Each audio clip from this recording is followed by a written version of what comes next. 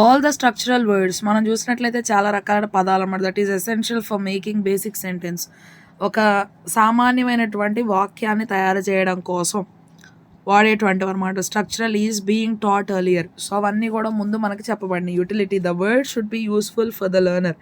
ఆ పదాలు ఎవరైతే నేర్చుకుంటూ ఉన్నారో వారికి మంచిగా ఉపయోగకరంగా ఉండాలి. And should not be above his mental level. వారు అర్థం చేసుకునే గుణం కంటే కూడా ఎక్కువగా కష్టంగా వారికి అవి ఉండకూడదు. Validity, words of current usage are included under his head. అంటే వారు అర్థం చేసుకోగలిగినంత వరకు, వారు నేర్చుకున్నంత వరకు ఉన్న పదాలు మాత్రమే వాడాలన్నమాట. So out of date words would hence be rejected. ఇంతకుముందు ఎప్పుడో వాడినటువంటి పదాలను ఇప్పుడు నేర్పిస్తే కనుక అవి వాళ్ళకి తెలియదు కాబట్టి సో అవి నేర్పించకూడదు. Popularity, words used in speech. ఉపన్యాసాల్లో వాడేటువంటి పదాలు. News and those which are very popular should be included. మన వార్తల్లో మనం ఇంకా కొన్ని రకాలైనటువంటి అందరికీ బాగా తెలిసినటువంటి పదాలు బాగా వాడుతూ ఉండాలి. Regionality, some words are very important in a particular redefine.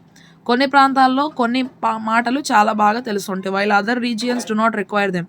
మిగతా ప్రాంతాల్లో ఉండేటువంటి వారికి అసలు ఈ పదాలతో అవసరతే ఉండదన్నమాట. Regional usage would be an important guiding principal.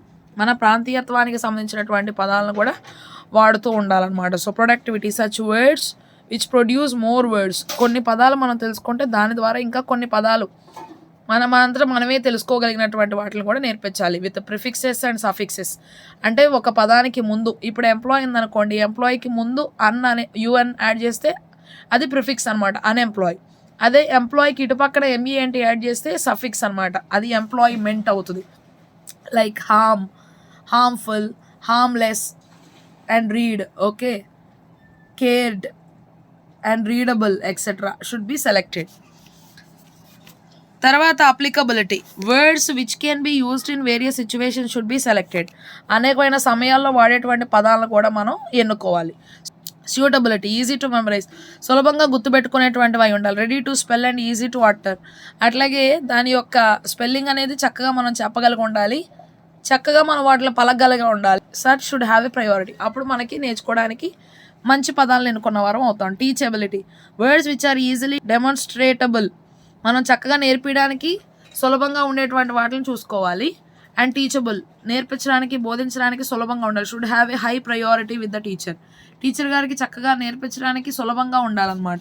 Simplicity, words which are simple appear before those which are different in pronunciation.